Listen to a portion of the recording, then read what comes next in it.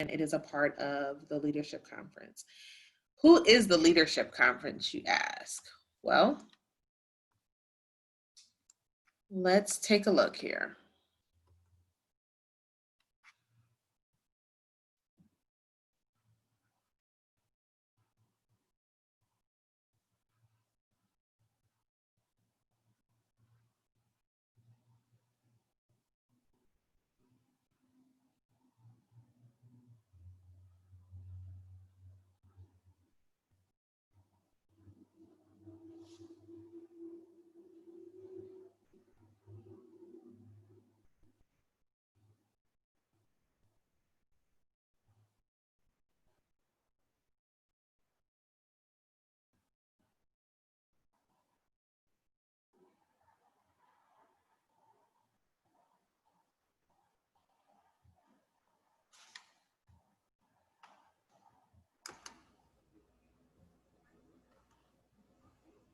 Okay, I think we're having some issues with sound on the video. Oh no. Oh, that is unfortunate. I'm like, I hope you guys can hear it. Okay. You can still hear me though, correct? Yeah, we can hear you. Okay. So the video, I'll drop the video in the email so that everybody can see it. It is a YouTube video, so I'll drop it in the email that will go out at the end of the presentation so you guys can watch through it and kind of get a sense of what they're talking about there.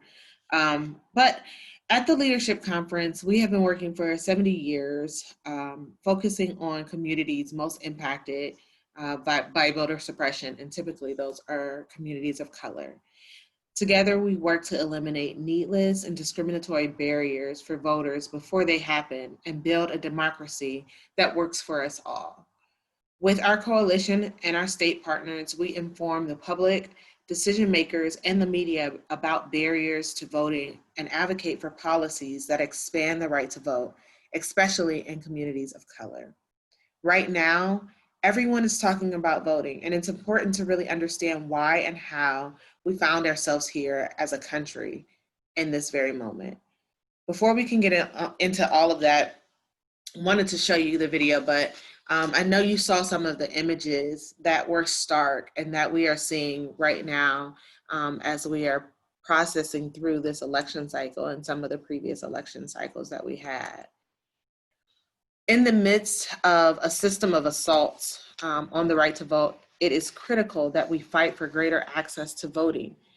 2020 is an election that our lifetime needs, and we at All Voting is Local are determined not to be silent about it. In every corner of our country, policymakers have put up discriminatory barriers to the ballot to shut us out. From closing places, polling places in Black communities, to wrongfully erasing voters from the rolls, including low-income voters, seniors, and college students. They are taking away our right to vote and rigging the system to benefit themselves. And so when you look at the slide here, these are our goals. We are here to make sure that we partner. We want to talk to the decision makers and the public and the media. We really want to make sure that everybody understands our message and that we have free and fair elections for all. So the goal of this training, a key point that we want to get across in today's training is that we are uplifting the history of voter suppression for all and a reminder for everyone, of where we have come from. But then it's also important that we have seen how many wins we have had as well, right? So we can't talk about the past without talking about the wins and celebrating the wins. We are here to build our collective skills and ideas around this, this topic. It is important that we have a shared vocabulary. And then we want to make sure that we move to strengthen and grow our community of advocates to connect on the important work that we do to serve as a resource. Specifically, our goal is to understand the history of voter suppression, to create a sense of urgency around voting, especially in the time of COVID-19, and to gain understanding around the mechanisms to further voting rights. So we all have a right to vote, right? The COVID pandemic and the fight for racial justice has exposed cracks in the system. We in Ohio have seen some of egregious practices, and right now we are still in the fight. It seems like minute by minute we are getting updates about what is coming out from the State House, from our Senate, from our Secretary of State. And so we are definitely in the fight, right? But at our nation's founding, voting was enshrined only for educated white men who own property. It took more than a century for the franchise to really have a meaningful expansion for people of color, for women, for people with disabilities, for people who were low income, for Native Americans. Today, some elected officials are still working to silence people who are historically denied access to the ballot box. And so that is why we fight. Voting and the ability to participate in democracy is a racial justice issue. It's a civil rights issue, and it is a human rights issue, and it's long overdue for a change here in the United States.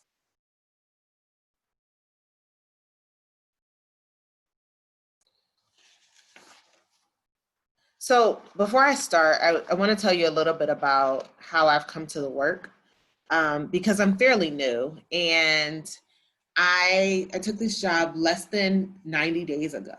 But I've been doing voting rights work for years. And as we say, I've been volunteering and not getting paid to do it.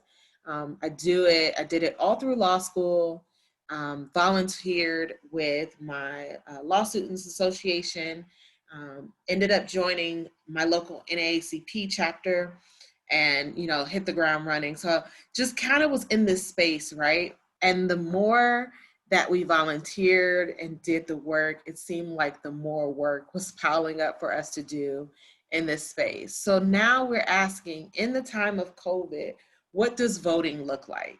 We ran an election, and it was, our primaries were like something that we've never seen before, right? We had an exclusive vote by mail primary. Nobody could have imagined not going into a polling location to cast their ballot during a 2020 presidential election primary. But here we are. Here we are in the midst of COVID-19, and we are still trying to figure out what this will look like, if we will have enough poll workers, if we will have enough PPE, do we have enough funding to do it, to keep all of our polling locations open. And what we have found in voter rights spaces is that the locations that tend to close are ones that are in predominantly Black and brown neighborhoods that are affected by discrimination and voter suppression. And so we have a lot of work to do.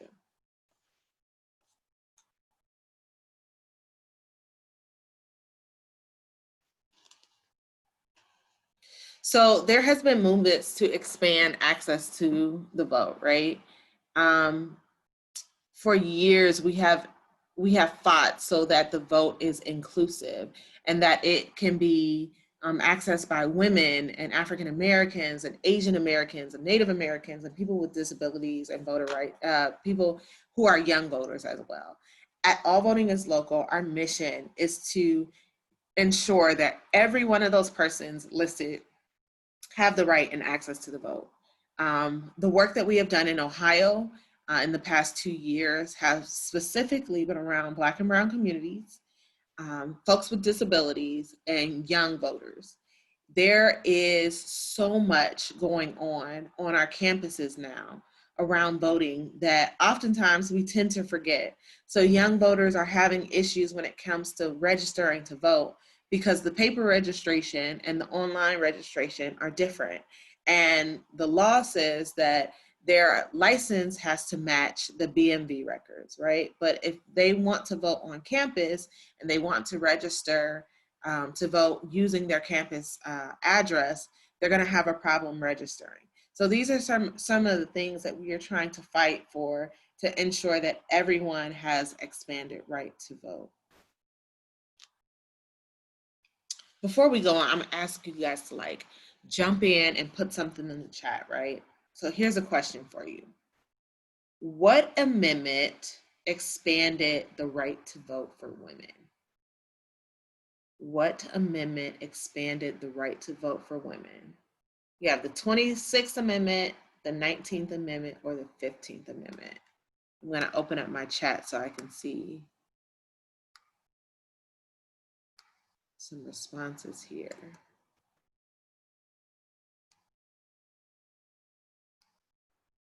The 26th Amendment, the 19th Amendment, or the 15th Amendment? Which amendment expanded the right to vote for women?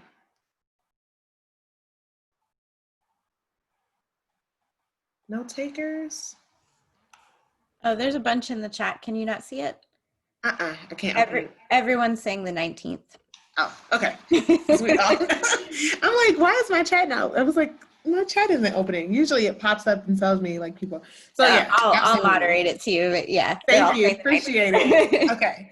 Yeah. So we have made so many gains, right? We have expanded, and we just have to keep our eyes and understand that like expansion doesn't stop at the amendments, right? We have seen so much progress, but we've also seen the courts roll back some of that progress. And so we'll talk about that in just a moment. So these are images of what the fight has looked like in our history. We saw an expansion for women who was given the right to vote with the 19th Amendment, and a further expansion for African Americans when they were given the right to vote, and the Voter Rights Act of 1965 was signed. But when the 26th Amendment passed, it lowered the voting right age to 18. And so we got some more, wins. The Voter Rights Act of 1965 was super important and super monumental. And while that was 50 plus years ago, we saw recently in the 21st century, the Supreme Court kind of gutted out. So let me give you a brief overview, and then we'll come up to how the Supreme Court has made some changes and what that has looked like for our states in 2020 election. So the Voter Rights Act of 1965 ensured that state and local governments do not deny American citizens the equal right to vote based on their race, color, or membership of a minority language group. It banned literacy tax and similar devices like what I've mentioned previously to disenfranchise voters of color. This momentous occasion and piece of legislation enshrined the rights for every citizen an equal opportunity to participate in a democracy. The Voting Rights Act is the most effective piece of civil rights legislation ever passed in our country. But even though we made progress after the Voting Rights Act, the right to vote remains under threat. The right is now seeing an assault on all fronts: the courts, the executive, and the legislative branch. So the courts are rolling back the right to vote and protections and giving a green light to voter purges in states like Ohio and Georgia. But here in Ohio, we've already seen it, right? Last year, there was over 300,000 people on the voter roll purge list. This year, after the election, there is closer to 115,000 people on the voter rights purge list. If you talk to the Secretary of State, they will not call it a purge list. They will call it a voter maintenance list. And rightfully so. There are provisions to allow for the maintenance of the rolls. But what our courts have, what our legislature has allowed and what the courts signed off on is what we call a use it or lose it, mode of maintenance. So if a person does not use their right to vote, they lose their right to vote. In the executive branch, we have seen a lack of voting enforcement by the DOJ and a continued false narrative from the White House through the president's tweets promoting rigged elections and vote by mail fraud designed to deter and intimidate people from participating in our elections. In the legislative branch, as state legislators, we have seen a flood of restrictive voter policies like strict voting ID laws, restrictions on voter registrations, and cuts to early voting. And at the federal level, we have seen key voting access bills like House Bill or HR 1 for the People Act and HR 4, the Voting Rights Advance Act, blocked by Senate because of partisanship. Specifically, Shelby v. Holder in 2013 is the Supreme Court case that gutted Section 5 of the Voting Rights Act, the most powerful pre-clearance provision which required states and election jurisdictions with history of voting discrimination to obtain approval by the Department of Justice or the federal court before, this is the key, before implementing new laws or policies. Since 2013, we have seen the floodgates of voter suppression open and have seen a wave of restrictive voter ID laws, polling place closures, and voter purges and restrictions on voter registration. We have seen it in our own state, so I know we are not unfamiliar with what is going on. It seems like in the last 7 years, we have really started to move backwards. In just less than a decade, there has been 200 restrictive voter bills introduced in 40 different states. There has been large rollbacks. In voting rights in a century, and there has been 25 new voting laws on the books that disproportionately affect people of color. So we have all of these different things going on in our nation and even in our state, and it is causing barriers to our voting process. Our HEROES Act was here to support additional funding, and we need to support the Restoration of Voting Rights Act to really ensure that everyone has access right to the ballot.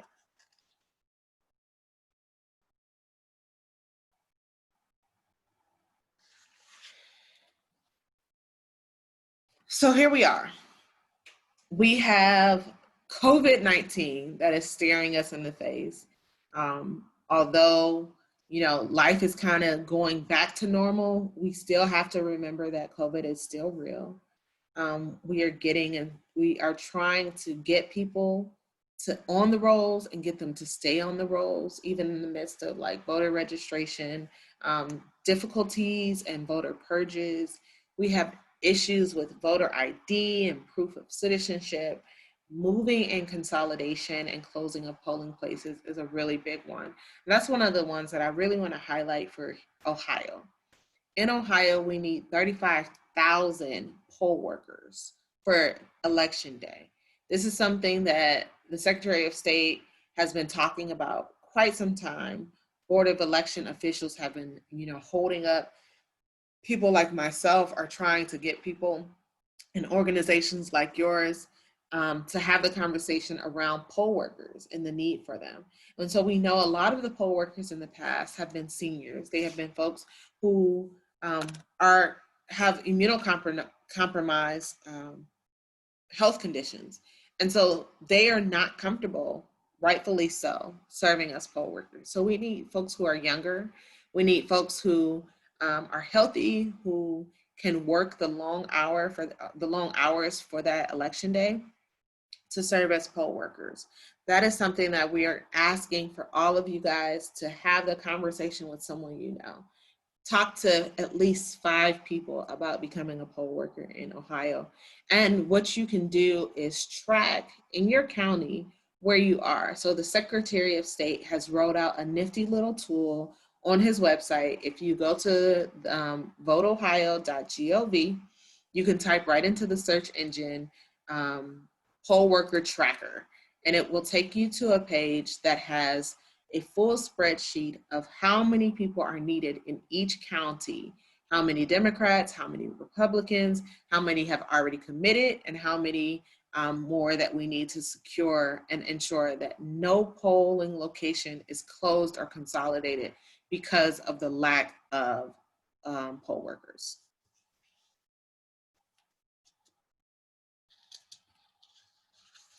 So we're voting during a pandemic. But even though we have these issues, we understand that people should not have to choose between their health and their right to vote, right? People shouldn't have to choose between democracy and public health. We at All Voting is Local put out a statement to Secretary of State LaRose and asked him to put in some really common sense health perspective and directives for all of the Board of Elections to ensure that we are safe when we are exercising the right to vote. Now, one of the things that we have really been telling people is to vote early and to vote, absentee ballot or vote by mail, as we, like to call it.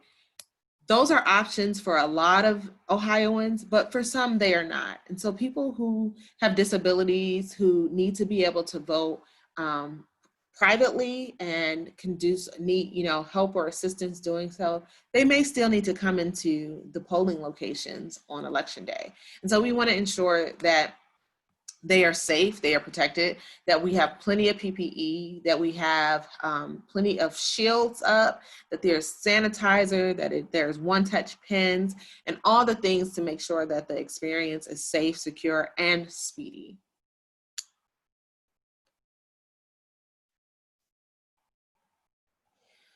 So what can we do? We can advocate. We can advocate and ensure, calling our Secretary of State, calling our Board of Elections officials and asking what their plan is. Another one of the major things that we are pushing right now is additional drop boxes throughout the state of Ohio. There are certain counties that are ready and prepared to push more drop boxes. I'm not sure if you guys are aware, but in Cleveland, they talked about 2 days ago expanding Dropbox options. Instead of putting an additional box outside of a facility, they were sending out pairs of workers, one Democrat, one Republican, and they were sending them to 6 different library locations throughout the city to serve as drop boxes. So people can just drive in, drop off their ballots to these pairs of poll workers, and then, they would take them back and tally them at the Board of Election. Well, the Secretary of State put in a directive to say that was prohibited. But there are 2 lawsuits against the Secretary of State for Dropbox expansion. One with the state of Ohio that the Ohio Democratic Party has brought, and then the other with the federal courts in Ohio that the League of Women Voters brought. The state courts have said that his ruling to prohibit drop boxes was arbitrary and that it should not be in place. And the state Secretary of State has since filed an appeal. This is something that you guys, your voice is necessary for. We ask that you call the Secretary of State, that you write the Secretary of State, and you tell him that you demand more drop boxes, that 1 drop box per county is absurd. There is no way that a county as large as Cuyahoga or Franklin, or even some of the rural counties that their Board of Elections, their drop box sits at the Board of Election, and you have to travel 45 minutes to get there. It's absolutely unheard of. And so across the nation, Dropbox advocates have been putting together research. There is statistics out that says that there should be a Dropbox per 15,000 people in the county. So per 15,000 people, there should be a Dropbox in the radius. We don't have that. We are forcing people to drive in order to drop off their early voting ballots. Now, one of the things that, the secretary has been saying is that if he was to get paid postage, that every mailbox then becomes a drop box. But you may or may not know that not everyone has their postage picked up. Some people have to travel in order to get to a post office box or to get to a mailbox.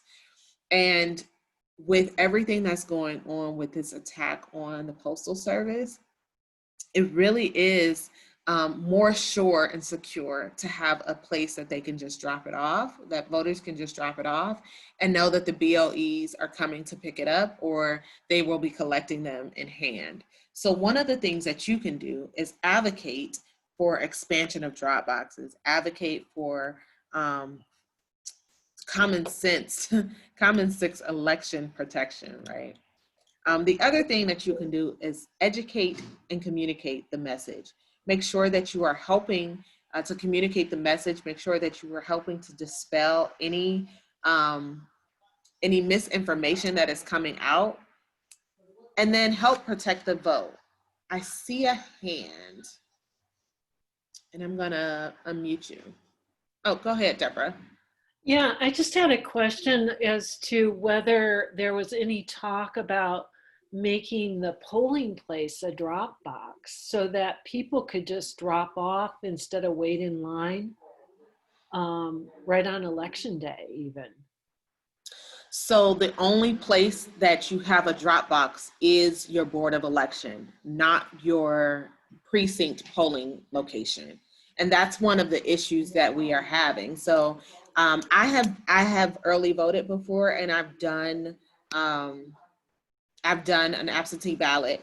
But when you do an absentee ballot, you have to drop it off at the Board of Elections. So at this point, you still cannot drop it off at your polling location,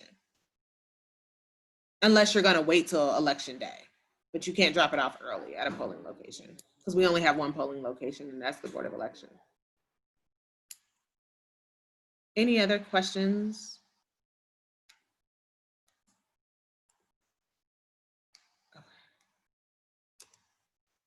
So let's move on.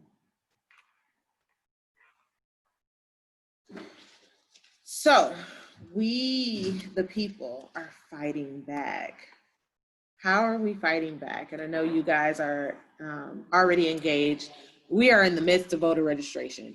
We need to make sure that everybody is checking their voter registration, that they check it weekly, that they're checking it when they are filing, their application to get their early ballots. We need to make sure that people understand and know that if you haven't voted in some time, or if you have moved since the last time you voted, you need to update your voter registration. We need to have strategic communications. We need to reach out to our elected officials. We need to talk to the folks in legislature. We need to serve as election protection workers. So if you are like, I probably can't be a poll worker, I have health concerns, or I just, I can't get off of work, or I can't, I can't work those hours that are mandated. Consider being an election protection worker, right? So there are a variety of ways to get involved in election protection. We have social media monitors. So people who are a little more nifty with social media, you can go through a class or a training with Common Cause. They are running these trainings. We'll be picking it up, and it'll probably go weekly after we get into election cycle. But we're doing election protection, poll monitors, so people who stay outside of the polling locations or rove through the polling locations, election ambassadors, so folks who are a little more cued in on the process, who may have volunteered for some years, who knows a little bit about the process and wants to lead a team. You can be an election protection ambassador, a social media monitor.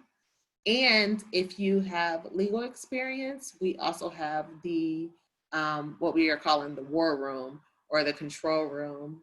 When early voting starts, folks will be staffed on the hotline, the election protection hotline, and they will be able to take calls and filter any questions or concerns that we have through Common Cause and through our Ohio table.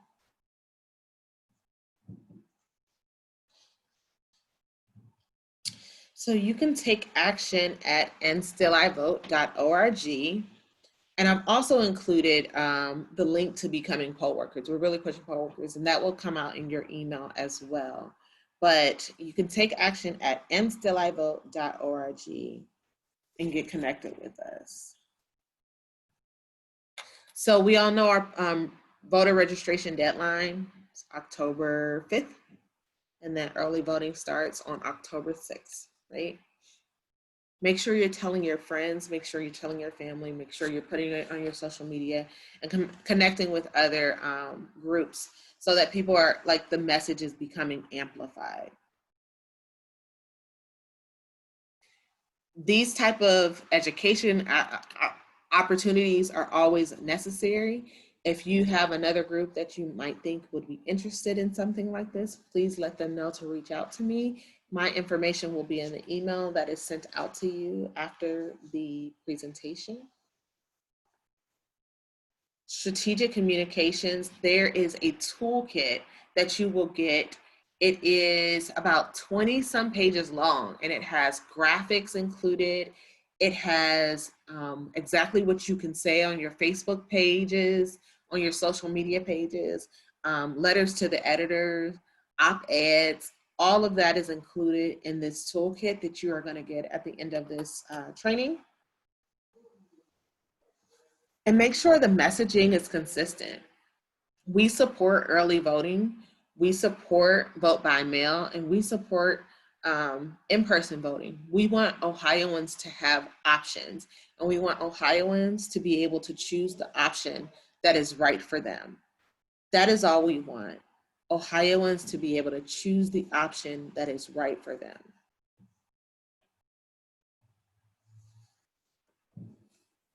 So, what we talk about, we say that these are barriers to the ballots. We say that there are discriminatory, discriminatory barriers, and we say that they are needless barriers. While when I opened this, we talked about and we phrase it as a voter suppression training. Oftentimes in the public, we do not say voter suppression. It tends to give people the heebie-jeebies, they cringe at it. But what we do understand that there are barriers to the ballots. They are discriminatory and they are needless. So the term does not help listeners when they hear suppression. Oftentimes when somebody says suppression, they're already thinking of, your listeners already thinking of an argument to combat that. But when you frame it around the barriers and discrimination, they tend to want to listen more. And these numbers have come from our data team, who has done some analysis and talked to folks about, what markets and what target language best resonates with them.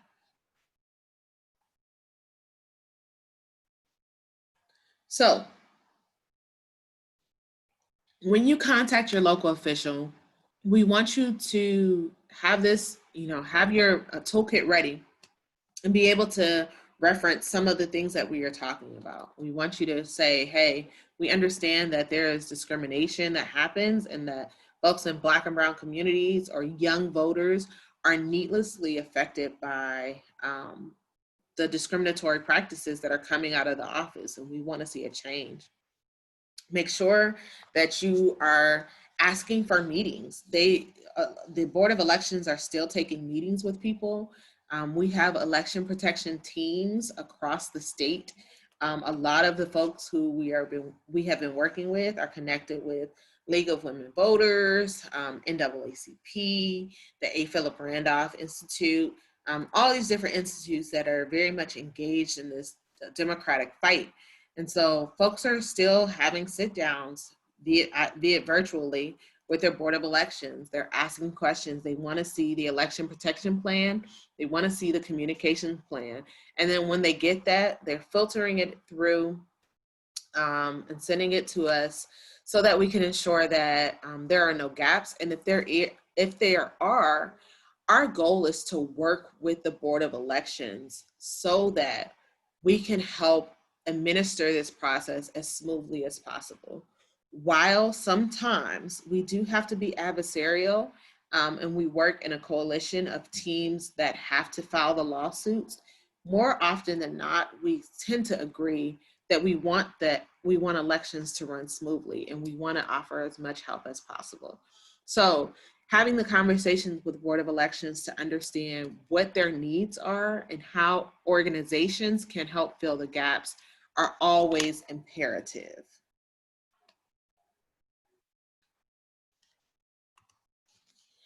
This is our election protection hotline.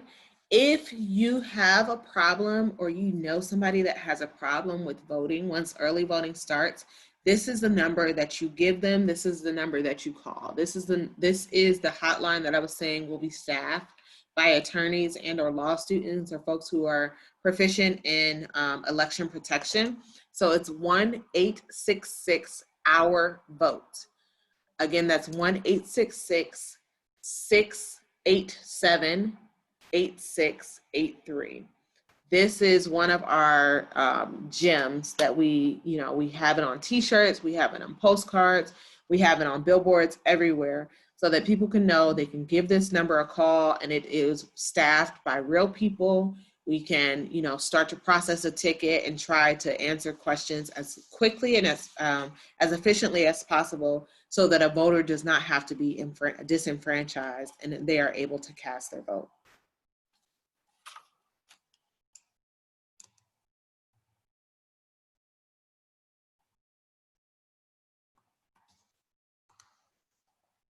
So here are some of the things that you can do, right? Share reliable and accurate information. I see that our website is right in the chat. You can copy and paste that, kind of click through and see what stands out to you. You can tell your elected officials in your community what you need, that you need access to the ballot and that you want everyone to have equal, safe access to the ballot during the pandemic. You can tell 5 of your friends to make a plan. Gone are the days that we can just get up and go to the polls the day, day of election day, maybe before work, or run there on our lunch break. We really do not know what election day is going to hold or what that will look like. So make sure you make a plan to vote. Have some alternatives if you are going to be one that goes out on day of election. Tell your voting story. So we encourage you, use your social media platform and tell us about your story. Contact me if there's something that's going on that you really want to share, that you think needs to be amplified. Reach out and we can see how we can amplify that. We have resources, we have connections, and we are looking to make sure that everybody's story and voice is heard. And then become an election protection worker or a poll worker. So those are some of your options of what you can do in this fight for justice and this fight in election.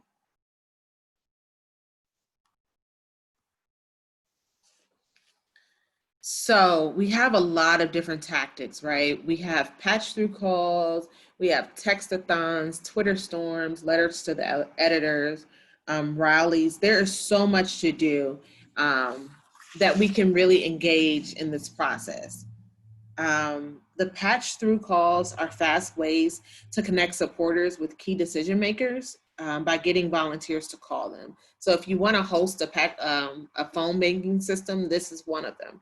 Phone banking also can come in the mode of text-a-thons, right? And so I've sat in a room pre-COVID, we've ordered pizza, we've kind of got some burner phones, and we've sent out thousands of text messages within an hour or two, reach 30,000, voters in our community by simply just using text messages. You can, if you're a tweeter, I love Twitter. It's my happy place and my fun place. You can tweet up a storm. You can create different hashtags within your organizations and make sure that you're adding those hashtags to your Twitter storm. You can write letters to the editors. Those are effective ways to really just kind of get a short message across. Typically, those are only like 250 or 300 words to the letters, and they're placed in the newspapers or magazines or other publications in your local community. You can do virtual rallies. And so, we would have times where we used to have house parties and kind of discuss issues or go to, support a candidate, but you can do that virtually.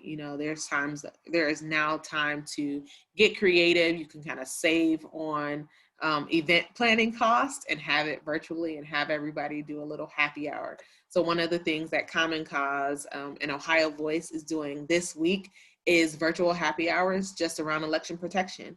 And they are answering questions that people have while having a cocktail in the comfort of our own home. Social media ads, and just all the things, right? So those are some of the ways to get involved. And we encourage you to, within your group, join in and say, okay, this was just a start. We will do something thereafter. So this is the voting information. Vote 411 is a great resource as well. It's like all the things voting. Any question that you can ask, it's on Vote 411. Vote.org is another avenue. But I wanted to close out really quickly. I don't know if you guys are going to hear the video, being that the first one didn't play. I probably will just click through and open it up for questions with a little bit of time left. So do we have any questions?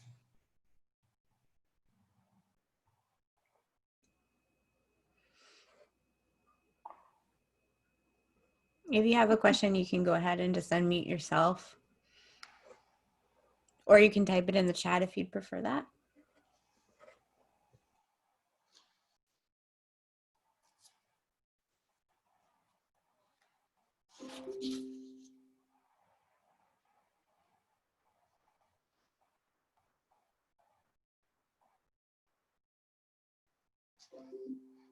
Let me ask you guys this.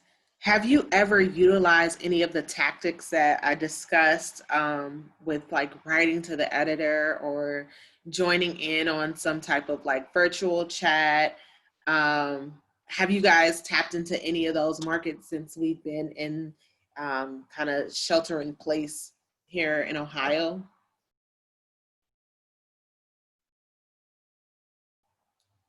Yes, I got a question. Who do you ask about, who do you say is having the virtual happy hours? So the virtual happy hours are coming through Ohio Voice. I am going to drop their information in just a second. Ohio Vote. So if you go to ohiovoterrights.org, that is where you can find all the information. I'm dropping it into the chat.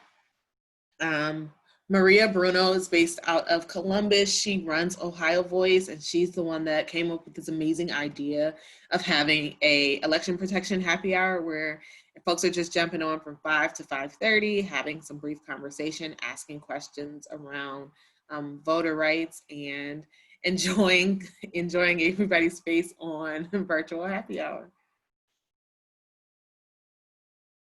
No, had not considered these methods before. Hopefully now you guys can consider it. We have to engage. And I think some of these things are just kind of like low hanging fruit that we can do and engage our networks and our family members and our friends without having the extra burden of like going out to the fair or the grocery store and like, hey, are you registered to vote? Those, I think, gone are the days, particularly in COVID, when we're like hitting the ground trying to register people to vote, when we have social media at our fingertips and we have text at our fingertips to make sure that we can just send folks the link. Hey, make sure you check your registration.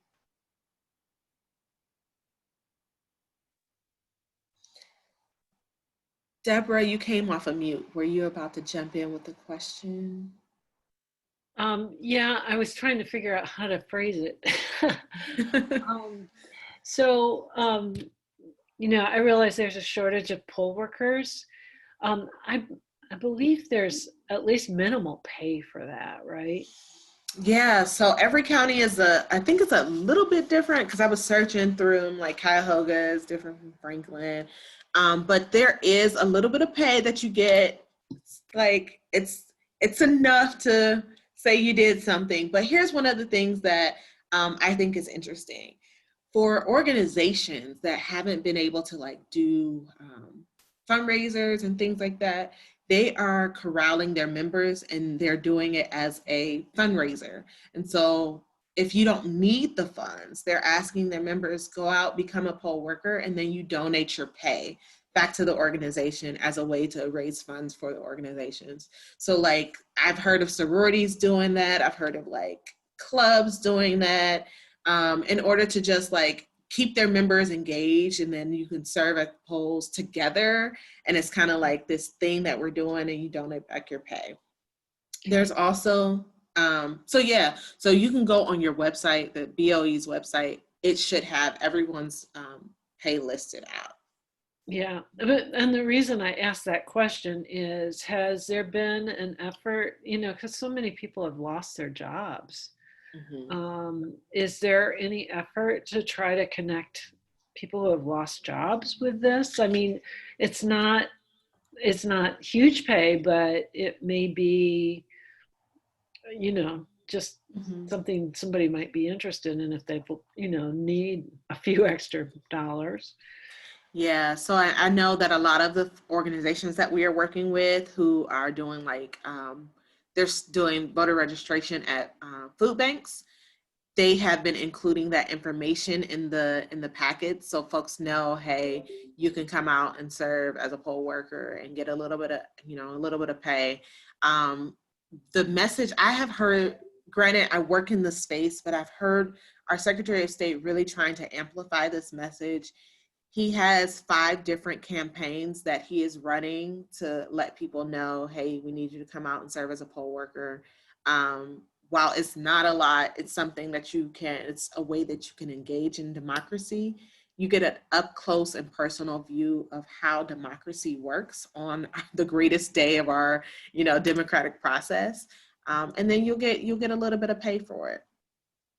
And there are various positions too. So I know that I'll let you go in a second, but I know that for some of the larger counties, folks who are the counties that need election workers prior to election day, they are hiring people part-time and full-time. So they're hiring them on as temporary workers. And so people who are processing ballots or ballot applications, they have already started hiring and they're coming in. And so if you know people who need those jobs that they're like, I kind of juggling, I might not be able to do a full day for election day, but I need a part-time position or I need a temporary full-time position, they can come in now and be a poll processor because there's so much to do beforehand. I will say that the numbers came out on around Labor Day that we have already seen significant numbers of increases for requests for absentee ballots. So we have to process those statewide. Mm-hmm. Okay.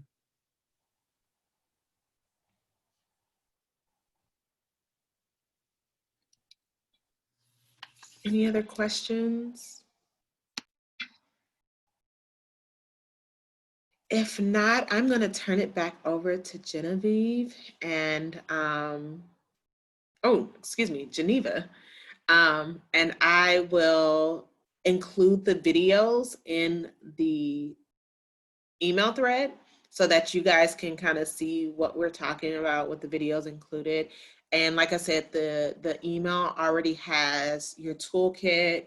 It has a 1-pager. So if you're like, I probably can't read through this whole toolkit, it has the high level things on there. It has a toolkit with some messaging in there for you. And then it also has a survey. So if you have enjoyed it, if you liked it, if you have any suggestions on how we can do this better, please let me know. It would be greatly appreciated. Thank you so much, Keila. So does anyone have any final thoughts or questions or comments before we close out?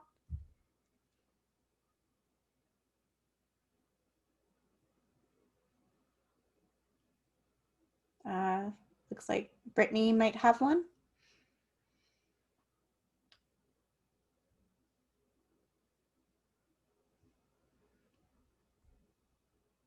Brittany, are you there? Hi. So I just had a quick question. I can't remember if this was mentioned, but I know that with the mail-in votes going up, a lot of absentee ballots. I know that there's been a problem with the primaries where a lot of them got tossed out. Do you know how we can help voters? Like, I know someone would like double check your signature, but what can you reasonably do, and how can you help someone to avoid having their ballot be tossed? Yeah, so you have to tell them to like read instructions very carefully. Make sure that they are putting in their date of birth on the voter registration and not like today's date. Make sure that they are registered to vote. So a lot of people, a major issue in the primaries was that the election got pushed back a month, but the voter registration deadline did not get extended. So a lot of people thought that they could register to vote in that short window, and they were prohibited from registering to vote, or they had moved. And so, here at All Voting, we're looking at like the data and analyzing whose ballots got thrown out and why, and trying to really get to the bottom of that. But a lot of that can be prevented by voter education. So helping people understand when the deadline for voter registration is, helping them fill out the ballot if they don't know, if they're first-time voters or they're infrequent voters, making sure that they're signing the ballot and signing the envelope. But it really just comes down to a matter of like really reading everything carefully and following the instructions. I will also include a vote by mail video that Avo produced. It's really simple and easy. It's a walkthrough that we're super proud of, to help voters understand exactly what they need to do and how to fill out everything appropriately. That's a great question. Thank you so much. That was really helpful. Mm-hmm. Any other final questions or thoughts? Robert has his hand up.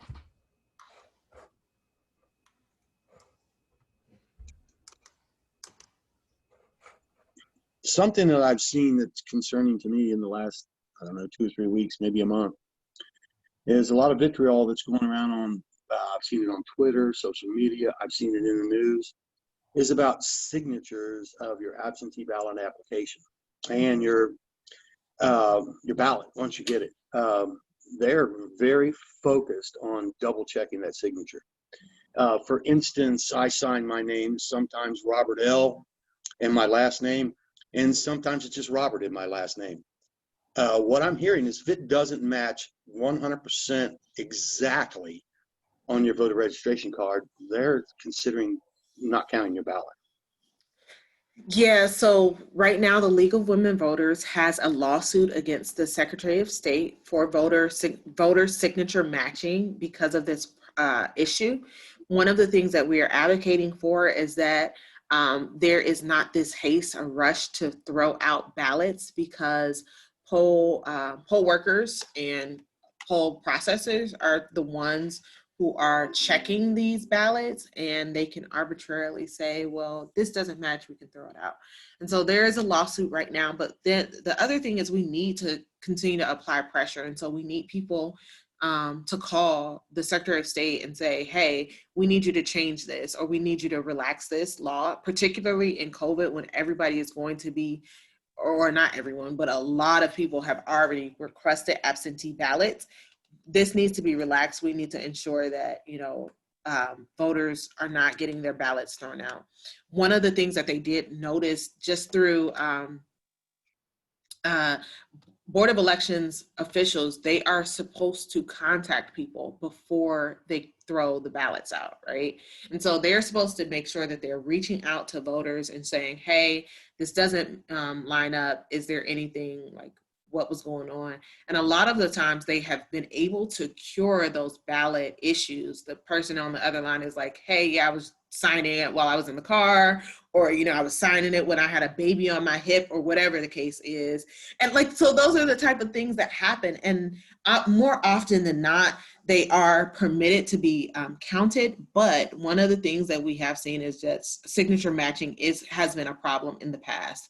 And so we want to ensure that this is not a problem in 2020, when a majority of voters have already requested their absentee ballot. And so it would be wise to just, you know, call the Secretary of State, call your BLE, and ask them, hey, what's your procedure on signature matching, and have you considered loosening those rules during the time of COVID? Awesome. Thanks for your response. Appreciate it. No problem. Thanks for your question. Okay, any more questions?